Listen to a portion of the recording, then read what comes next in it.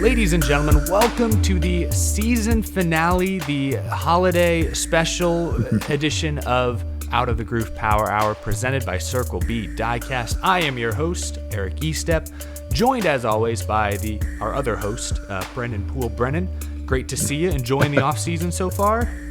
Yeah, it's been fantastic, man. I wish we were still racing. I wish it never stopped, but it has been nice to have a little bit of a break. I'm enjoying the break, and it's cold outside, man. The leaves are falling. It's nice. Beautiful, beautiful. Playing a little Fortnite. I saw you talking before we got on. Yeah, I have played a little bit of Fortnite. I don't get time to play that many games, but they have gone back to the old school map Fortnite, so I've been playing a little bit. And Lewis Hamilton's going to be in the game, man. I'm like, we need some NASCAR. I want to be in Fortnite. I play it. I want to be in there. So I don't know. Maybe they did that Ally crossover with Alex Bowman on track at one race this year. Why we get Alex Bowman in Fortnite. Come on, let's go. I want some NASCAR drivers in there. That would be cool. Plays that. I just play as Spider-Man, to be honest. That's pretty cool. Honestly, that's not bad. What NASCAR driver do you think would win a real world battle royale? Oh man, a real world battle. I'm man, like Austin Hill's a big dude. I've seen him throw some haymakers, but then I'm thinking about someone who's a little quicker, a little shiftier, like Kevin Harvick, a wrestler. He's mean.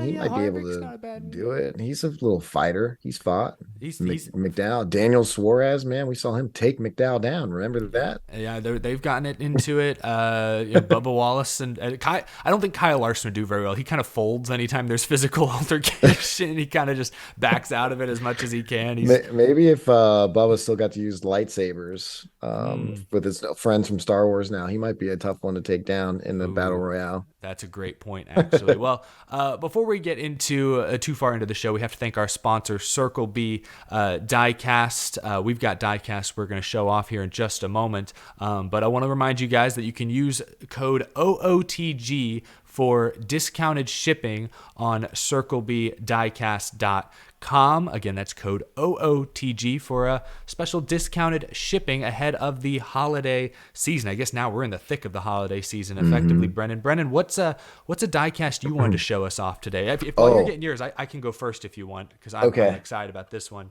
I recently fell into this Kurt Busch final win, I guess, race use scheme signed. It's the Jordan brand colors, got the modeled after the sneaker with the elephant print on the side. I think that's what the kids are calling it these days. Love the detail on this car. You can find this type of diecast and many others at or on CircleBDiecast.com. Brennan, what do you have today? You got something a little more retro? I like the class. I like the old ones, man, and I have so many of them. This is Jeff Gordon's IROC car. Whoa.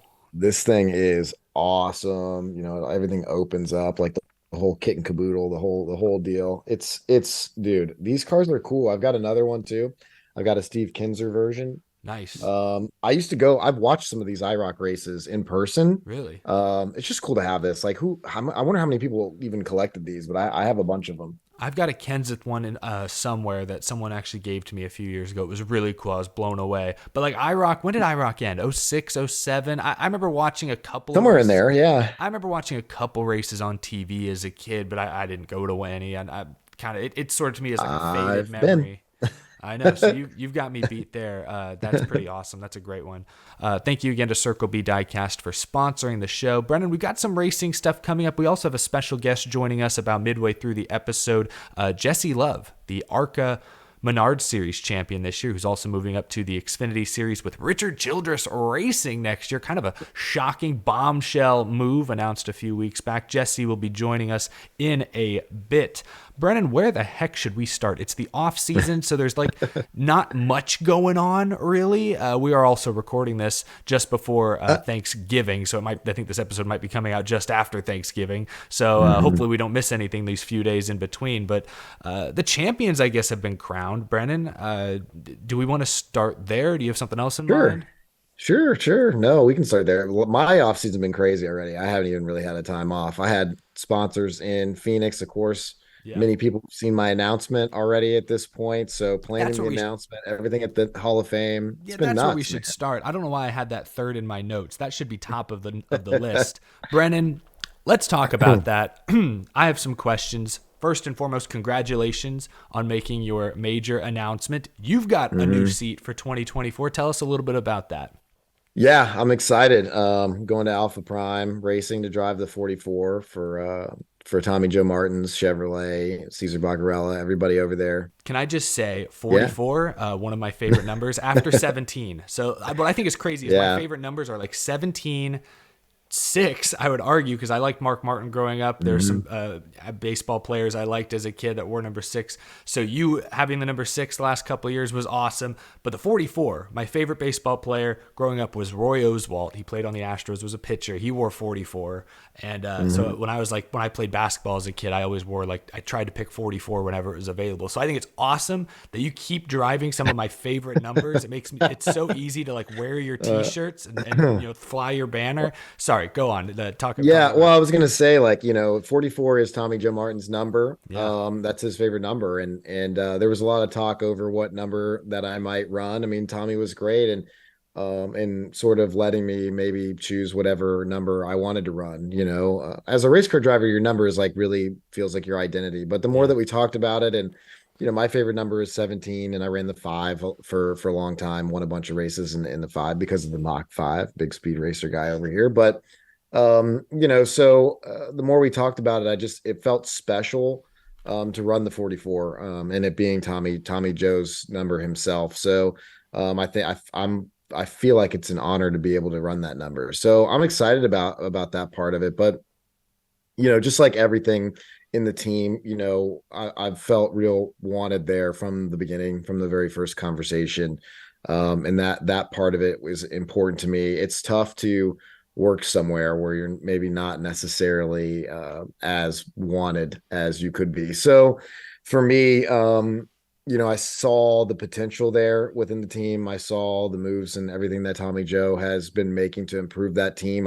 I feel like everything that they're doing is he's building, and it's a process, and they've only been around for Alpha Prime's really only been a team for 3 years. So I think they're headed in the right direction. I mean, they're really kind of like where a Jordan Anderson type team was, a year or so ago. They're making those steps to build for the future. And so to be that guy that could potentially help build the team to where they want to go, and obviously where I want to go, I think it makes a lot of sense. Obviously all kinds of other things matter, sponsorship money and things like that also all have to come into place and determine where you're going to end up. But this opportunity seemed to just be a really great fit for everybody. And so yeah, I'm really excited about it. I think we're going to be able to surprise a lot of people next year and have some really awesome runs, and shoot, man, you just never know what can happen. That's why we race. So yeah, I'm really looking forward to it. And of course, the announcement at the Hall of Fame was nuts. Yeah, I wanted to ask about that. The photos all looked great. Like, it looked like a huge event. Like, what was that like for you? Take us behind the scenes a little bit. What does a NASCAR Hall of Fame team announcement look and sound like from the inside? This was by far the best one I've had. I did one for Cup in 2020, and that was fun. And honestly, I like, through everything I've been through over the last years, it's like didn't even think I'd do one again, right? And so being able to do it was in itself was already very cool and exciting, and it's fun. But they just, NASCAR and the Hall of Fame do such a good job with those things that they make it very easy and make it a lot of fun. And of course we had 40 or 50 people there, some media members, a stage where we got on there and talked. It's all on my Instagram. It's a reel, the whole announcement. It's like 8 minutes of us talking about the opportunity and then revealing the car. So if you do want to check it out, anyone listening, they can go to my Instagram, Brennan C Pool, and you can listen to it and watch it. But yeah, I mean, we have the screen room and we're hanging out, and we're there like 30 minutes before, and we're all jazzed. Like, it's the sponsors, it's Tommy Joe, myself, we're all hanging out in the screen room. And there was a school there, so we were locked in this room. So they're like, don't leave this room, you're not going to be able to get back in it. But we were all hanging out in there, and we're filming and just trying to, take in the moment. It's all a huge opportunity and a big day for everybody involved. And so we're chatting and we're talking about things and recording being silly. And then you kind of get to walk out of the green room and go onto the stage, and there's like 40 or 50 people sitting there waiting for you, at that point. Yeah, serious face, which we got some cool content around it. And then of course my buddy Daryl Mott hosted it, which was a lot of fun. Having him there for that, and then they just we went down the line, and people say a lot of nice things. It was emotional for me too. I was trying not to cry on the stage. It didn't turn into like a Comedy Central roast or anything like that. I was no, it didn't. Daryl was hosting. Good. I didn't know. Daryl can be a loose cannon. You never know. No, Daryl could have given me a hard time, but he didn't. I think I feel like my career has been so crazy, and we talk about it on here. From being from literally racing 4 times a year and feeling like, this was it. I'm going to have to do something else, to then racing in Xfinity for what is sort of a big team, not quite a big team, but one of the bigger teams. And doing that for a couple of years, to losing it, to being in multi-million-dollar lawsuits, to, racing 2 times a year, part-time trucks, full-time cup and part-time trucks, losing a sponsor through COVID, getting in more lawsuits for doing nothing, had nothing to do with me, but I got dragged into it for some reason. And then to then driving basically one time in 2021, broke my wrist, to then driving for Mike Harmon, who gave me a shot back into the sport. Johnny Davis grabbing me and putting me in the 6 car and turning it into what this last season was, to now finding more partners and having another opportunity to continue to move forward. It's just like, dude, it's just crazy. So when you have other people, on stage talking about those things and talking about your journey, and them, believing in you and standing behind you and those types of things, it's emotional, because there's been a lot of times where it's just like, I felt like I didn't have, anything. I didn't know what was going to happen. And so to hear those things, man, it's just like, it means so much. So it was really cool. And I'm just like really excited to just keep driving race cars, right? Like, I love to drive race cars. I want to do it at a high level. I want to win races, but there's only 38 guys in the world that are going to race the Xfinity race on a Saturday. Yeah. 38 guys in the whole world. To be one of those guys already is incredibly, incredibly rare. And you just have to look at it that way, and know you're living your dream and continue to fight. Like, yes, every driver, every competitor, every one of those 38 guys wants more and believes they deserve more, but you have to just keep fighting for it. So yeah, it was cool. Awesome. And then we went out to Ink and Ivy, and I had a ribeye and hung out with some friends, and yeah, we had a great time. Came back to my house. All the sponsors, everybody was staying with me. We've had a big, Lindsay made chicken cutlets and pesto pasta with a little arugula salad on it. It was just good. Smash. Wow. Oh yeah, it was great. It was great. Well, that's awesome. Couldn't beat it. That's awesome stuff. No, I'm super excited for you. When you first told me kind of where you were thinking, where you were headed, I was excited.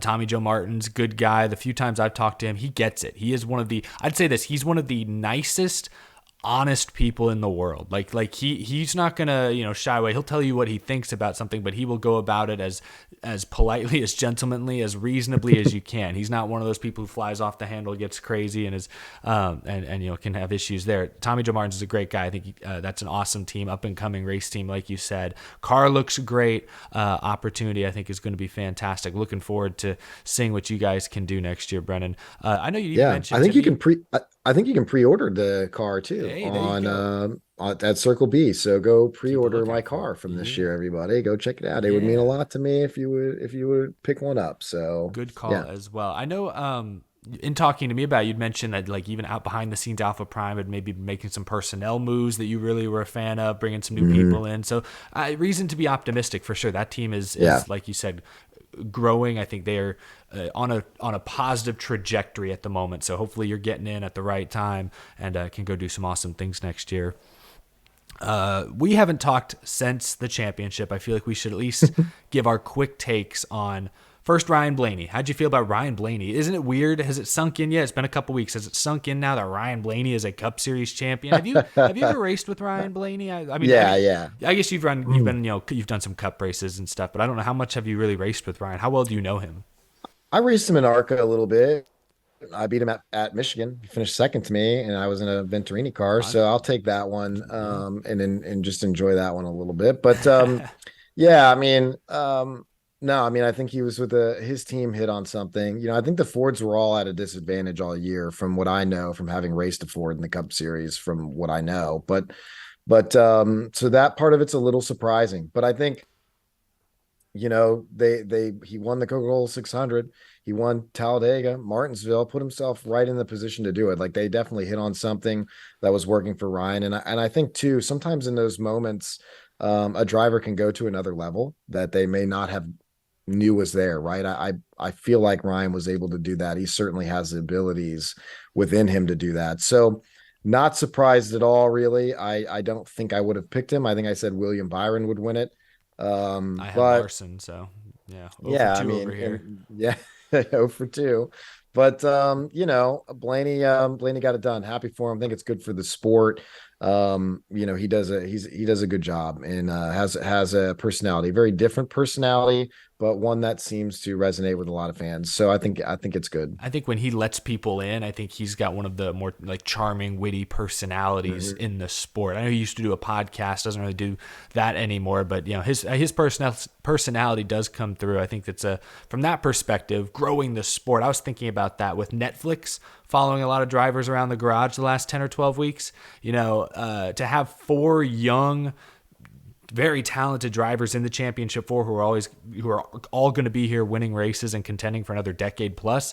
I think in many ways that's good. If the Netflix show does well and new fans are exposed to the Ryan Blaney's and Christopher Bell's and Kyle Larson's and William Byron's, with all due respect to Martin Truex Jr., he's going to retire in a year or 2 at most. You get a chance to latch onto these young drivers who are going to be here for a long, long time. So from that perspective, I think it's great. And I think Netflix was following him too. So that's going to be interesting to see when that comes out, because they were following the champion. Yeah, he's gonna get all access up close and personal with Blaney in a way we never thought before. Xfinity Series, Cole Custer wins the championship. Did you see anything from your seat that you can remember?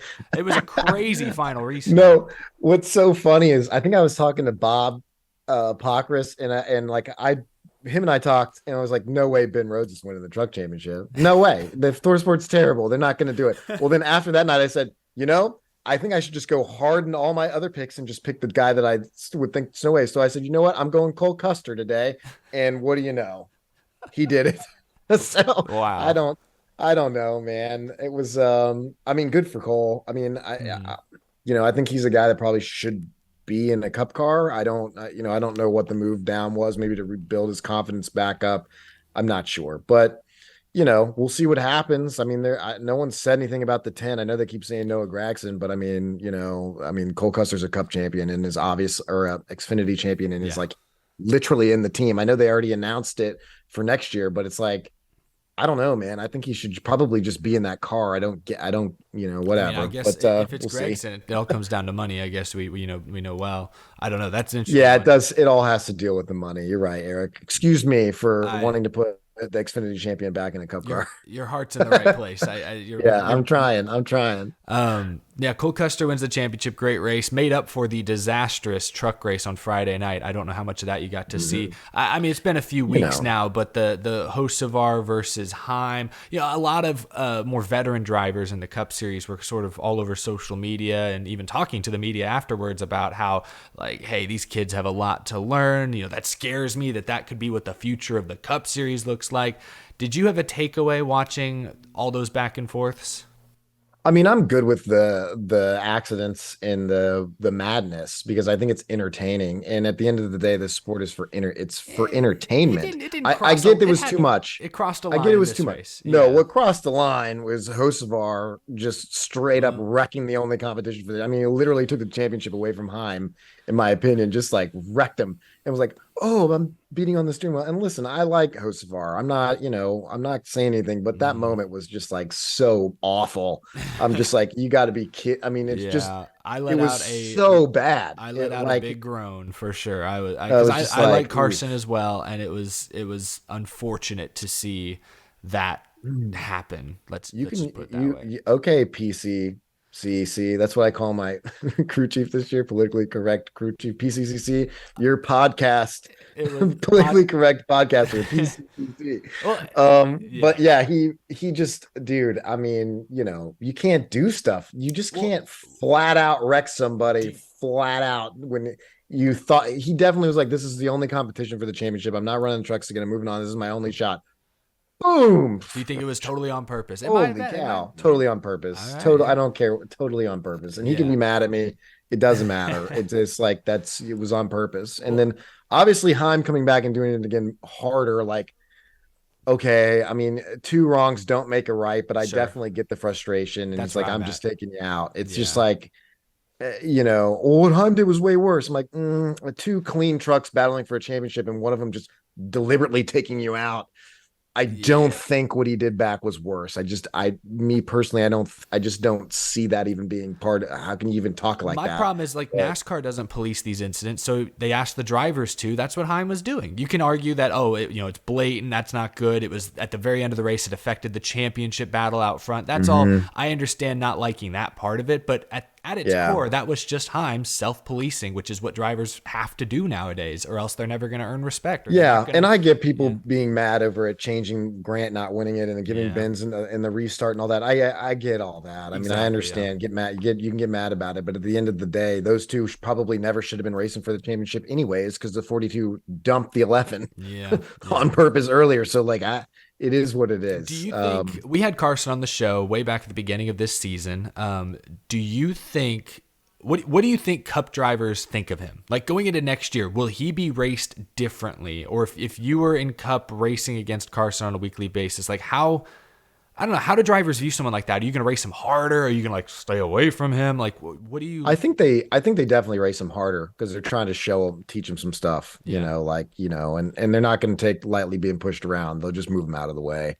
And that happens a lot in the beginning until he earns some guys' respect, and it takes a little bit of time to earn that respect from those guys. So we'll see how that goes. I mean, you've already heard some of the guys are already a little bit annoyed with him, so yeah, it I sounds think like it. he'll learn, and they'll the cup, racing the cup series is crazy. Everybody in the field is so talented, and everybody in the field has won big races at some point in their career, no matter what it is. With Yeah, late models, ARCA, whatever you want to call it, trucks, Xfinity, they've all been in the hunt everywhere, and they've sure. done it consistently. So it's just really difficult. So they'll show them, they'll teach them. I do think these young guys moving straight from trucks into Cup is like, man, the races are so much longer, totally different style, totally different mentality. Like, I don't know if it's the best move to be moving these truck guys directly into Cups. Like, yeah, I get the cars kind of drive closer. The Xfinity car doesn't drive anything like it, but the Xfinity race is still 300 miles. Yeah, you're It's way longer. Or some of them are even longer than that, 350, whatever. Like, and it's just a different. The Xfinity field race is entirely different than the trucks. I think it's knowledge needed. But we'll see what happens with those guys. We'll see. We'll watch We'll it. see. Yeah, we'll be watching, See. and we'll have lots to react to, I'm sure. I'm excited to see Carson in Cup, even if he may not be quite emotionally ready for the Cup Series. The Mhm. talent is obviously there, so he's going to run up front, at least at times. He'll be in the mix, and we'll see if he ruffles some feathers. It'll give us some good content to talk about. Yeah, for sure. Brennan, we've got fan questions coming up at the end. We'll answer the final fan questions of 2023, but first, I think it's time we bring in the one and only Jesse Love onto Power Hour. We are now joined by Jesse Love, ARCA champion. Jesse, it's great to see you. How you doing this morning? I'm doing well. Raced a midget last night and spending my off season right. So it's a pretty early morning for me. Normally after a midget race, I don't wake up until about noon the next day. But here in California, my family haven't been home to the house where I grew up in 2 years. So it was pretty kind of surreal walking around yesterday and obviously seeing all the stuff that I left behind. But gonna take the week that I have off. I have like a few days off here and there between the midget week swing, and I'll just take that to hang out with my family and see some old friends and do some cool things. That's awesome. Yeah, glad you're keeping busy during the off season. I felt bad when I asked you to come on the show. We were settling on a time. I'm like, oh, he's probably everyone lives in North. I just assume everyone lives in North Carolina. So I'm like, all right, this will be a good 10 a.m., 11 a.m. And then I forgot you're out. You got family on the West Coast. But we appreciate you being with us here this morning on Power Hour. I mentioned your ARCA championship, Jesse. I kind of just want to start there. We'll ask you plenty of questions about what's to come. You made a big announcement recently, but winning the ARCA championship this year in dominant fashion, has that sunk in yet? That this season was as incredible as it was? Yeah, it was really important to go have a good season. Something that I needed. It was basically a contract year for me, and had about 2 seasons before that were rather mediocre. Obviously always running up front, but couldn't really ever win a whole lot. And learned, just kind of this year how to turn those second and thirds into wins, and how to dominate races and do things like that. Where before I didn't really have that skill set in the playbook. So I just had a really good people around me, like Billy Venturini put a lot of good people around me, and Shannon Rush believed in me, and so did Billy, and just had a lot of great people around me. And obviously, God had a good plan for me, and we're able to win a lot of good races. So that was the biggest thing, was learning how to win, and set myself up for, obviously, having a lot of confidence going into Xfinity, and obviously the truck races I ran too. Wanted to obviously win Phoenix, but had a decent run there, and finishing in the top five, and finishing in the top 10 with the exception of a BS penalty at Kansas. But no, just had a really good season, and one that I really needed. So now I kind of have the confidence I needed to go forward. And it was just tough. Like when I moved out to North Carolina, lost a lot of that confidence, I think, for quite a while. So it was good to kind of get that back. Yeah, and maybe Brendan can chime in on this as well, but racing in a contract year, like you said, like, does that change your approach at all? Is it difficult to sort of get back, just back to square one, say, hey, I know I can do this, just go business as usual? Or do you find yourself putting that extra pressure on yourself? Yeah, so in the beginning of the season, I knew that I needed to win a lot, but I didn't really have the confidence to talk to myself the right way. And I got to Daytona, and we didn't realize until about a month after Daytona, but like we finished ninth there. We had like a spin halfway through the race, had to come back from that. But we were running fourth on the last lap, but we weren't great at Daytona, and we didn't realize till a month later that we had something broke in the motor, like a valve spring or something like that. So I just thought I sucked there. And then we went to Phoenix, and we were leading that race, and that was like going to be like a, really good performance for who I was at the time. And, Connor Jones, poor Jack Wood into us and wrecked us leading the race. And that was kind of like the turning point.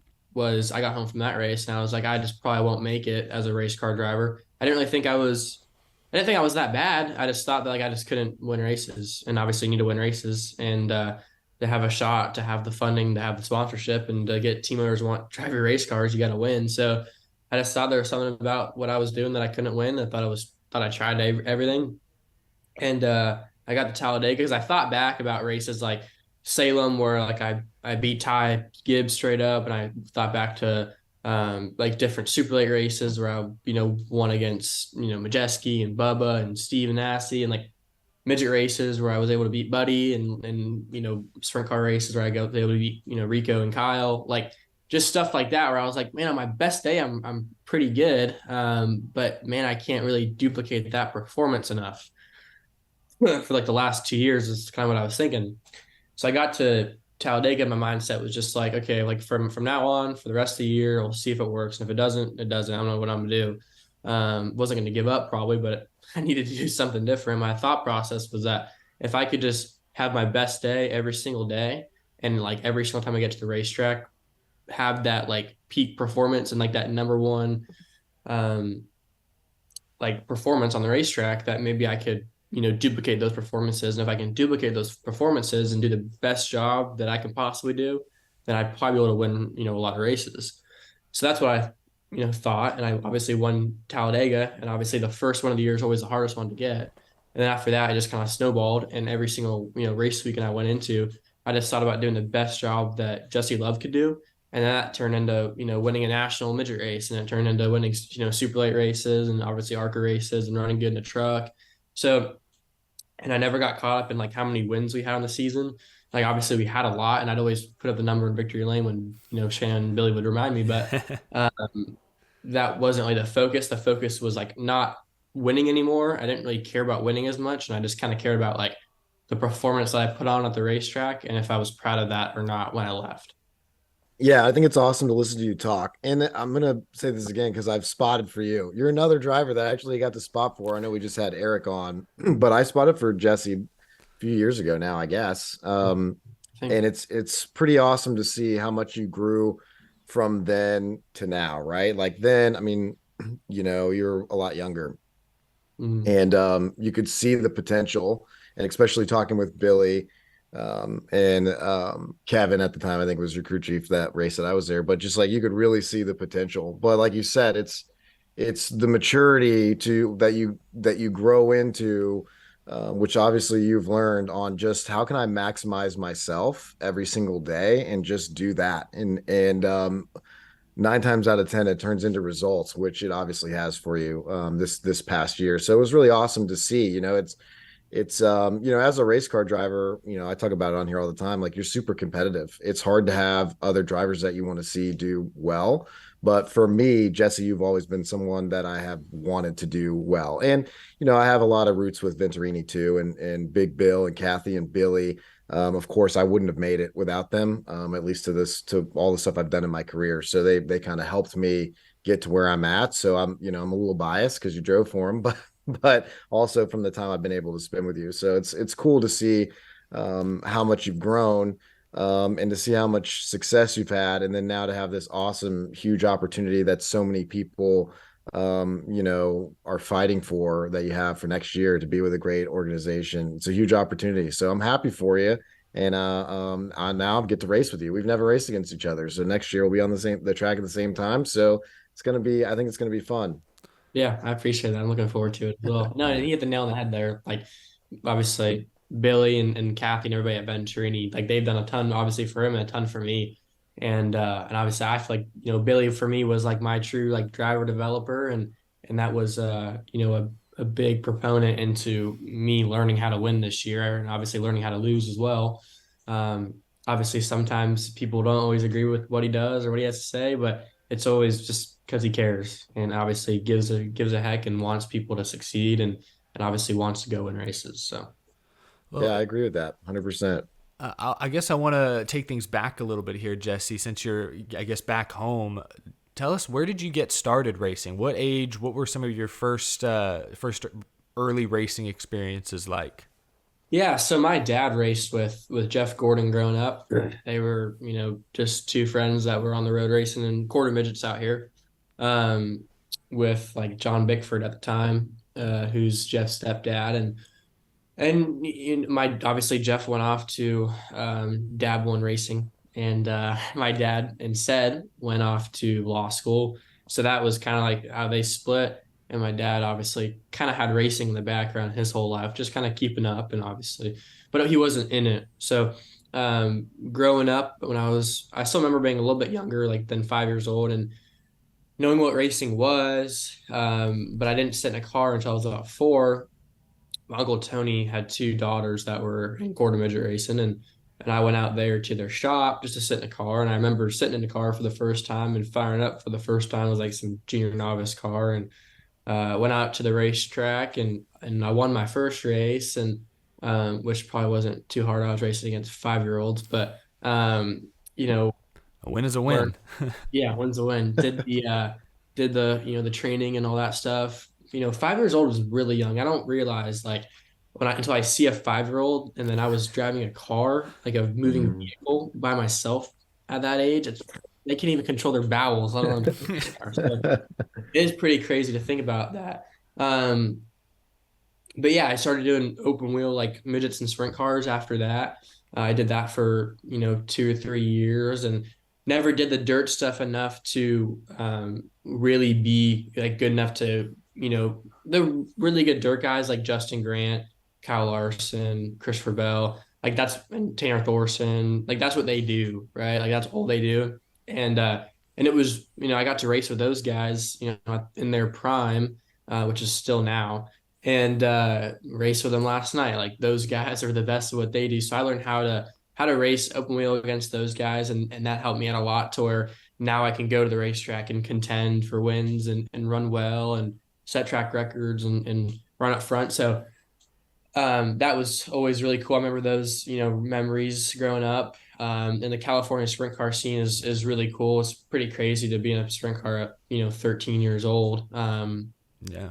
But it taught me how to, just kind of, I don't know. It's really weird when you're in a really fast car that can, kill you and hurt you, and you're going that fast at that young of an age. It just kind of, toughens you up a little bit. And that's part of the reason I still run dirt, is because like all the sketchy stuff I do in a stock car, you don't even think about. Like, it doesn't feel sketchy at all. It's like, it's nothing. So when you do it in a midget, the sketchy stuff feels sketchy as hell, right? Like you're going really fast. The thing wants to flip out of the park every lap.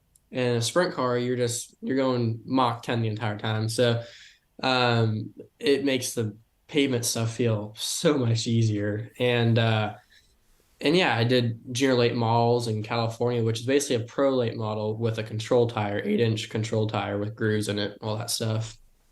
And that was a series on MAV TV that Kenny Shepard put on at Madera, which was for like 11 to 15-year-olds, like really young kids. And the reason he did that was he just wanted to, get the youth movement going. And Haley Deegan was my teammate for a year and a half there.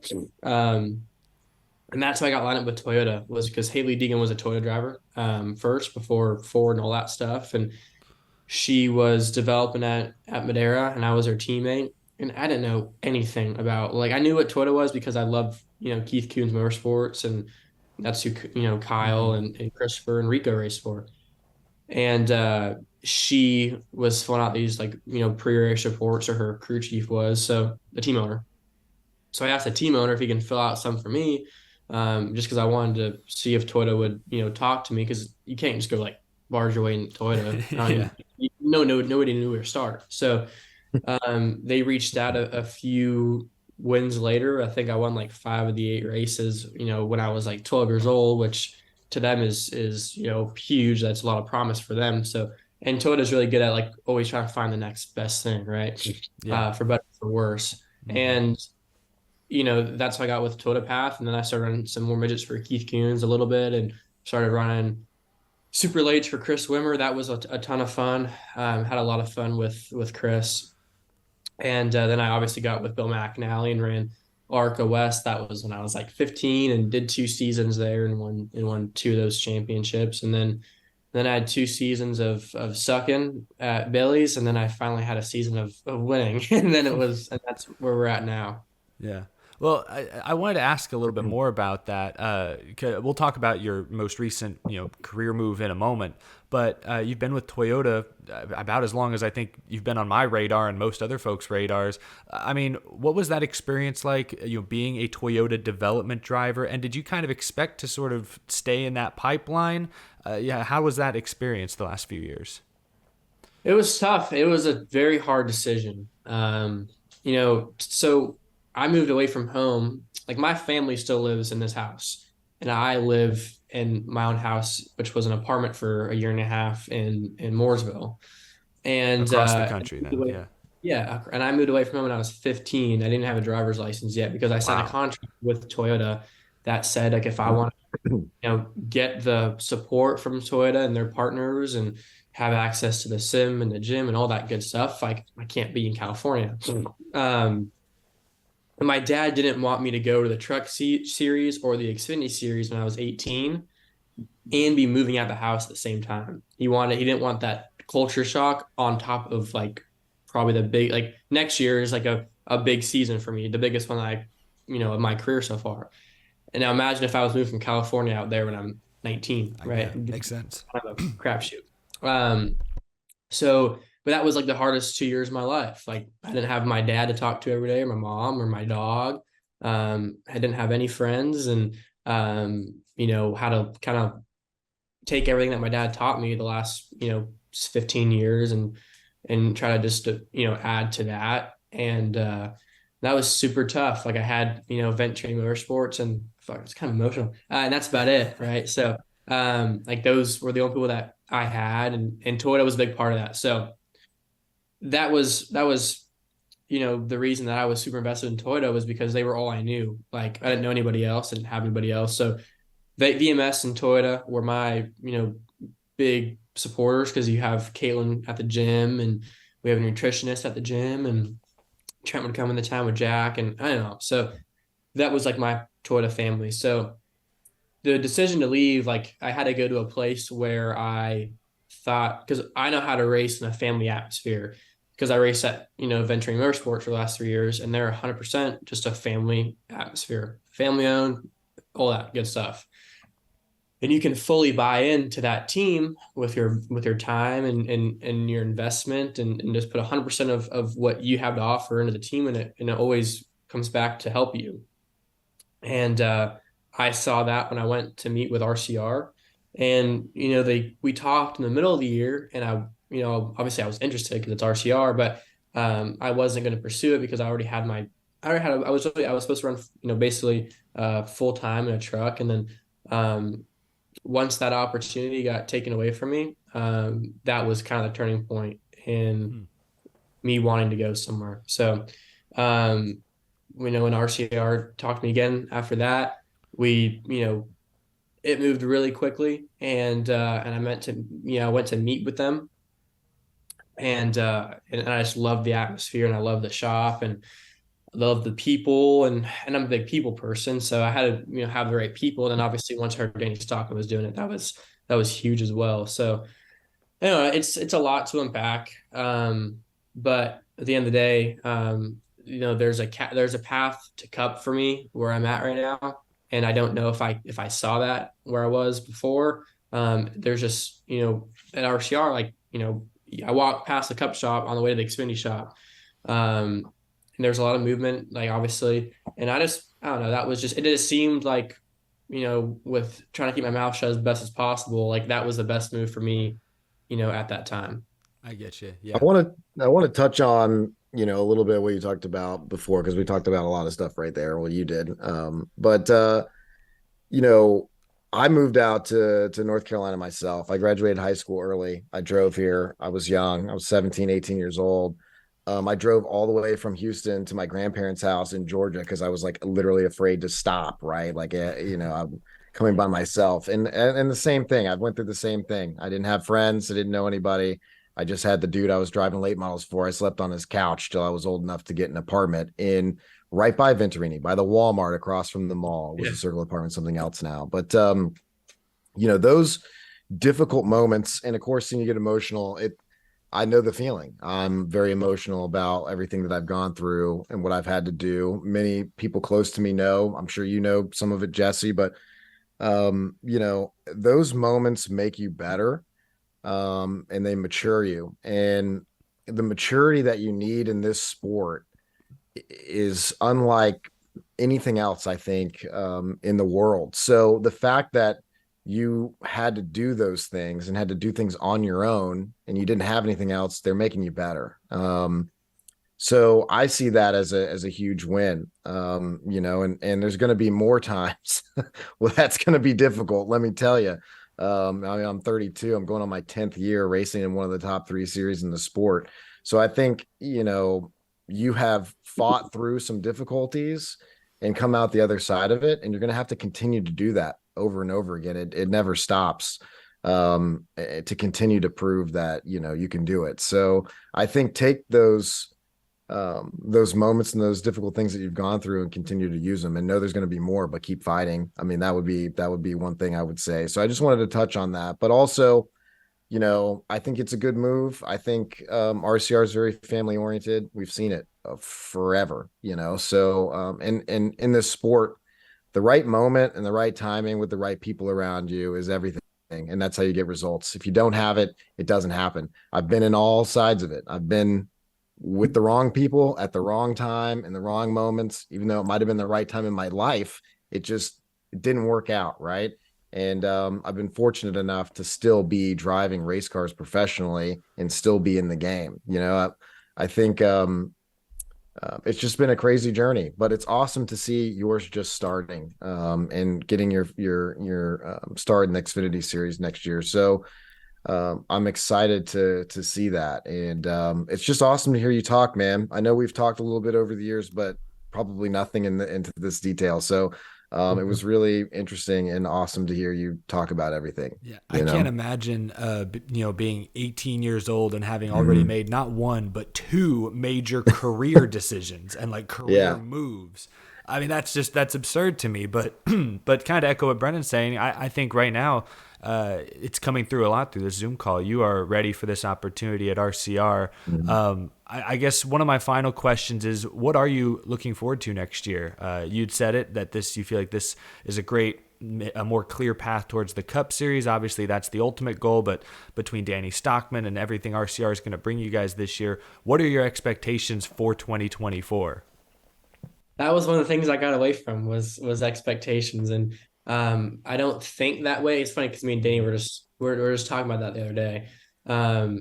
Obviously, having Danny in my corner is huge, and all of the people at RCR are so supportive and want me to succeed, and obviously, having Wheel in there on that side of things is huge, to where, I have a 3-year deal, right? That's a multi-year deal to where I can develop, right? So it takes the pressure off me having to go out there and win races right off the bat and make the playoffs. And if I don't make the playoffs, then I won't have 1 year to do it. And if I don't do it, then I'm screwed, right? So, how the deal is structured is really, really awesome.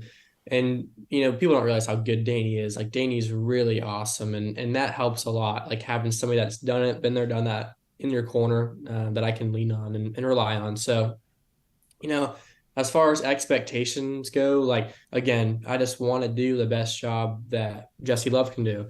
And I know that's enough to go, win some races in that 2 car with how good that car is. And I know that I can do that. And I just, not sure when, where, how, but I just know that if I do the best job that I'm capable of doing, and be the best leader for my team and my guys, and make smart decisions, and obviously finish races, because that's gonna be really important, is like going and finishing races. You can't make a race car fast, fixing it. You got to be able to work on it and have, not torn up race cars. So, I kind of have, my mindset already picked out going in the next year, how I want to go about it. And that's going to have to change on the fly. There's going to be, run-ins or, different tracks that we're going to have to work on or whatever. But I just want to do the best job that Jesse Love can do. And if I do that, we should be able to win some races and, make the playoffs and see how deep we can go.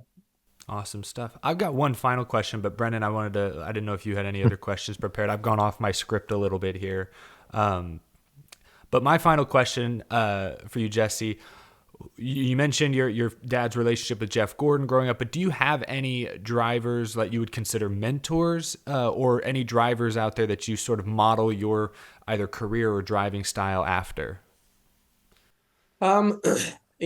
Growing up, obviously, I lived in Larson land. So Kyle was my guy. You can't really model his driving style. If that was the case, I'd be the best driver in the world. But no, Kyle's incredible, and that's something that I look up to. How he handles himself at the racetrack, and is how I want to start handling myself at the racetrack. And is obviously big into those guys that can do everything, like Tony Stewart, AJ Foyt, Jeff Gordon, like the guys that can go and run where they want, wherever they want. Those guys are the best, right? Like, not tied into just stock cars, right? But the guys that can midget, and then a sprint car, then an Indy car, then a crown car, then a stock car, like those guys are really special, and that's kind of what I'm trying to build my career out of. So I don't really feel like I drive like, I don't know who I drive like. I haven't really thought about that, but there are guys I look up to, and that's the guys that can kind of do anything. It's a good group of drivers right there. Yeah. For sure. Awesome stuff. Jesse, we really appreciate your time bright and early this morning. You're still busy, you're still racing, but it is the off season, quote unquote. So we'll let you get back to, catching up on some rest and getting prepared for, like you said earlier, not to put any added pressure on you, perhaps the biggest year of your racing career ahead. Jesse, we'll be watching. We'll be rooting for you next year. Appreciate you being on the show. Awesome. Yeah, thanks, Jesse. I appreciate it, VP. Thank you. Once again, a huge thank you to Jesse Love for being on the show. Brennan, we're almost done. 2023, the inaugural season of Power Hour is just about in the books. I think it's time we answer just a handful more fan questions one final time. What do you say? Let's do it. Awesome stuff. I picked out a few from our most recent episode that we uploaded to YouTube. This first one, and gosh, I have the print super small, comes from random internet user. I was making sure I was reading that correctly. Comes from random internet what a user name. 6923. They ask a good question, though. Out of any driver who never really got a fair shot at the top series in NASCAR, which one do you wish did or think really should have? So, Brennan, I'll be honest. When I first read this, my first thought was you. I know you had a good opportunity in Xfinity with Chip Ganassi. That's a solid team, but they're talking about top level of NASCAR. You in Cup at least haven't had that shot. And as we've spent much of this episode discussing, you're kind of on your way there. You're joining a team on that trajectory in the Xfinity Series. I think you're kind of on that trajectory yourself. But because I think that's cheating, my next thought was a guy who I think is on kind of a similar journey as you right now, similar in age, I believe, as well. But I thought Parker Kligerman as someone who I think has overperformed or exceeded expectations maybe in that Big Machine 48 the past couple seasons. Yeah, I think Parker was the first person who came to my mind as someone who is talented, is quick and smart, who hasn't really had a great shot at it, but definitely deserves one. He's definitely one of those guys. I mean, there are a few others over the years that just were incredibly talented, but the same didn't have the backing or whatever it might have been to make it work. So I don't know. We're forgetting a lot of guys, but there are a lot of guys even in the back half of the Xfinity field now that are like super fast. That may not get an opportunity. I mean, they're I think of guys like Stephen Parsons, super quick, unbelievably incredible qualifier, crazy, but who knows if they'll get the backing to get in a good car and see what they can really, really do. But there's them throughout the field that way. So I don't know. That's a really difficult question because there have been so many good guys. There's so many guys that are like in late models right now that probably have the talent that may not even get a shot to do it. I mean, Josh Berry was close to not even having another shot at Xfinity, when he ran Xfinity before, didn't do too hot. Like, you just never know how it's going to shake out, but there's more than we realize. Yeah. No, that's a great point. There's more undiscovered talent probably in the racing world than there is discovered talent, probably. Yeah, 100%. Yeah, I definitely agree with that. This question, and Brennan, you can choose whether to answer or not. I kind of forgot about this, but Nigel left a comment saying, because in our last episode, I think we were talking about the Championship 4, and you made just like a little comment about Christopher Bell that Nigel wants you to elaborate on. Nigel asks, what did Brennan mean when he said he's not been the biggest Christopher Bell fan in the past? So what I meant by that is like, I was more on board with Eric Jones. I think Gibbs should have kept Eric Jones. I see. So when they made that move and kicked Eric out, I was like, what are they doing? No, that's not a good idea. He's on the cusp of being the guy you want to be. What are you doing? And Eric, then, he's won in the 43 car for crying out loud. So I think that was probably, in my opinion, I would not have made that move, but it doesn't mean I don't think it's worked out. Eric, Chris, he's done a great job. He's made it to the Final Four. He's won races. So that's what I meant. Like in that moment back then, I was like, I don't know about this Christopher Bell character. Who's this? Yeah, it's not even that he's winning a bunch of races. He's fine.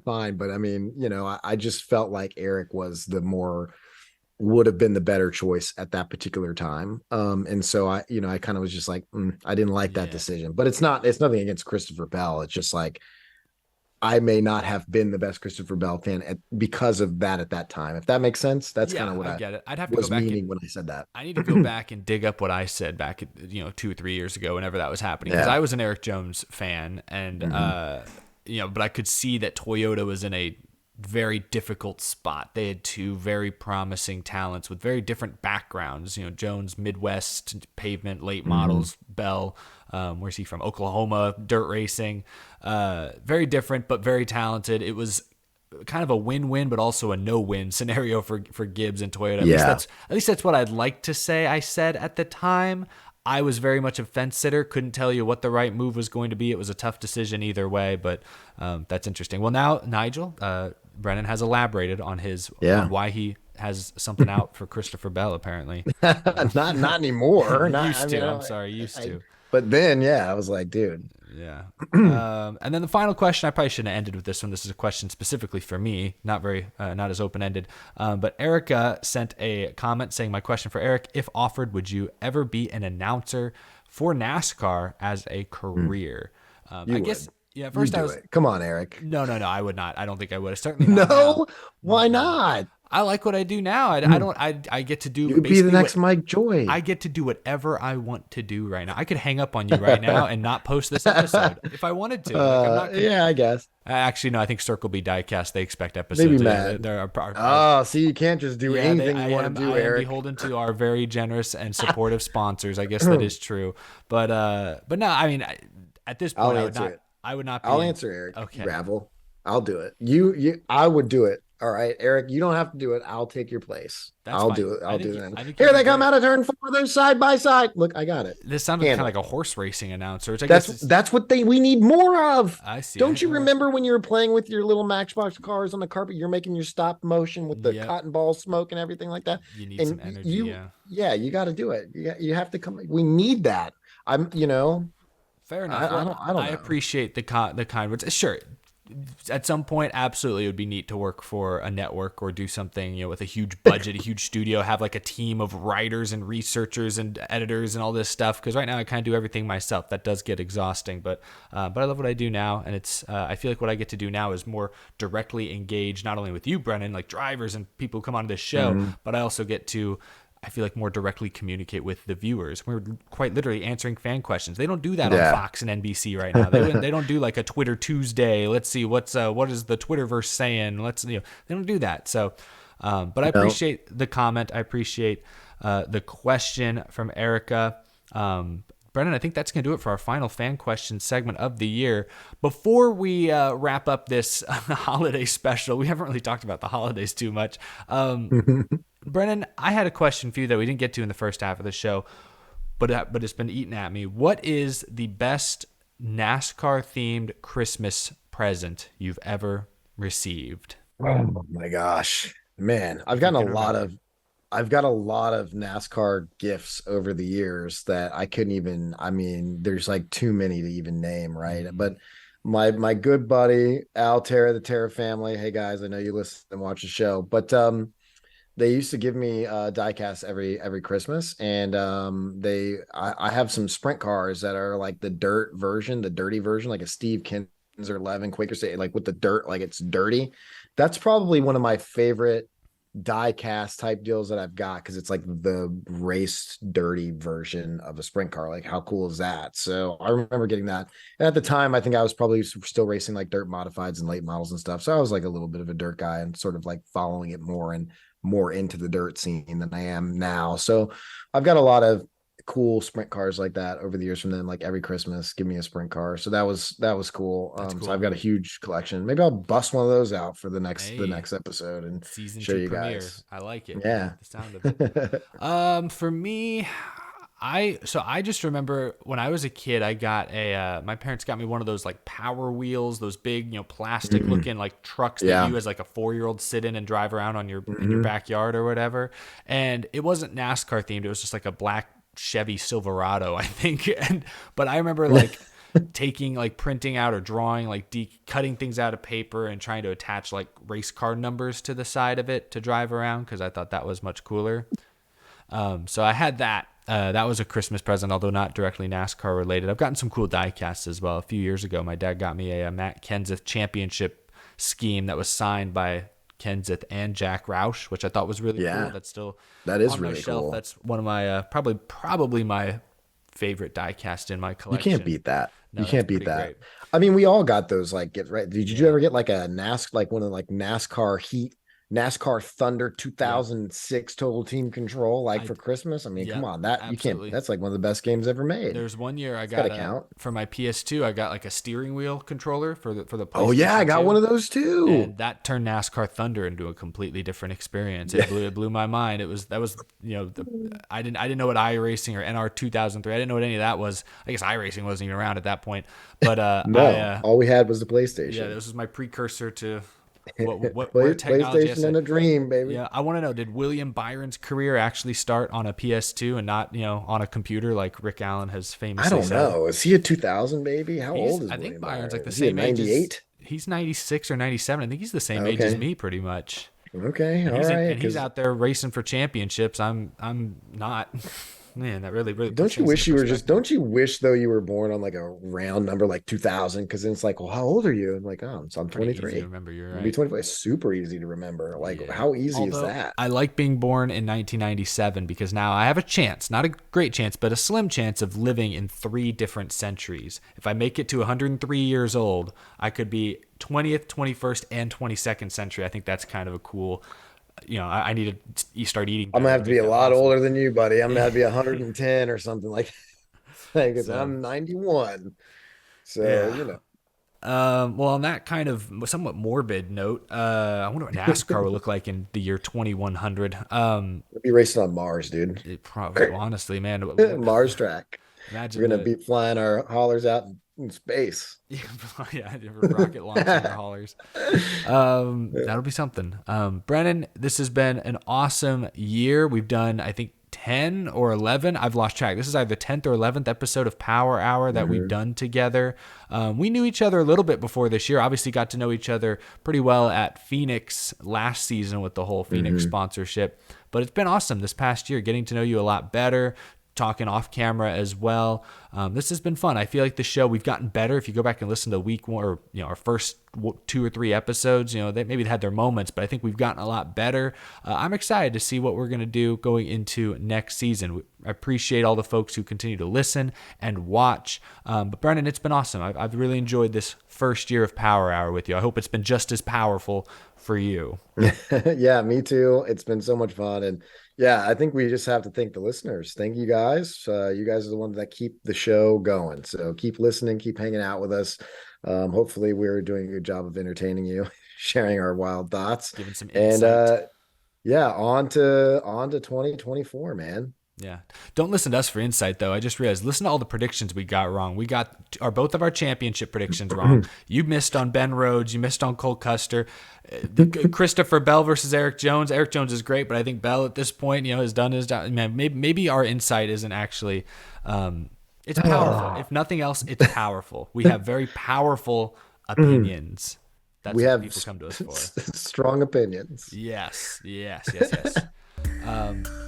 On that note, thank you everyone for listening, watching.